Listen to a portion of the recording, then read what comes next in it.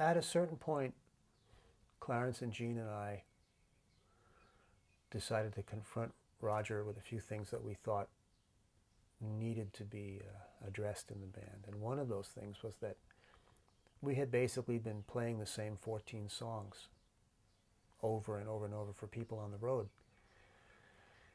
And off the stage, we were playing all this other stuff in hotel rooms or at Roger's house or whatever. We were playing all this really cool stuff that never made it to the stage. And the plan was arrived at that we would all bring in new material. We would all present it. We'd all bring it to the table. And maybe even do a live album, because we were such a strong live band that we said, well, why don't we do a double album, or why don't we at least have some of our live playing on the record?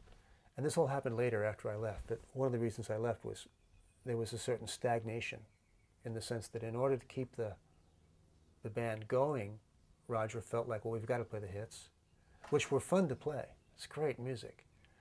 But we basically didn't change our set in the, I guess I was in the band, 14 months or something. We did the same songs, mostly. Towards the end, right before I was gone, we added a few songs. But yeah, that was an attempt to everybody, okay, why don't you guys bring in stuff and we'll pick, we'll pick from what is brought in. So that record had that kind of quality.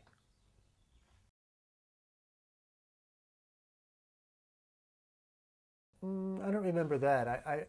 What I remember is that I wanted to do something featuring Gene Parsons.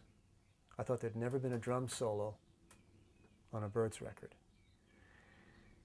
And I was coming from the only guy in the band who ever played any kind of black music.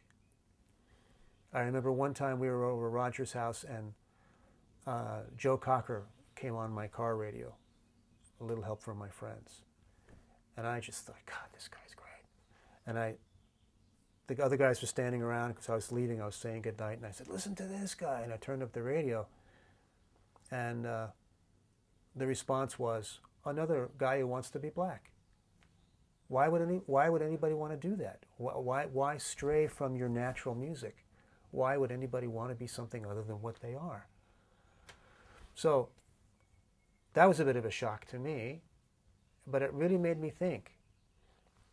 And I thought, well, this is an element that is missing from the Byrds. So if the Byrds really want to explore American music, I need to bring something in that has that kind of looseness, has that kind of slipperiness to it, And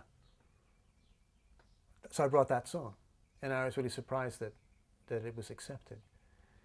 But the initial intent was I wanted Gene to have a drum solo, and I wanted something that had a little bit more of a rhythm and blues kind of feel to it.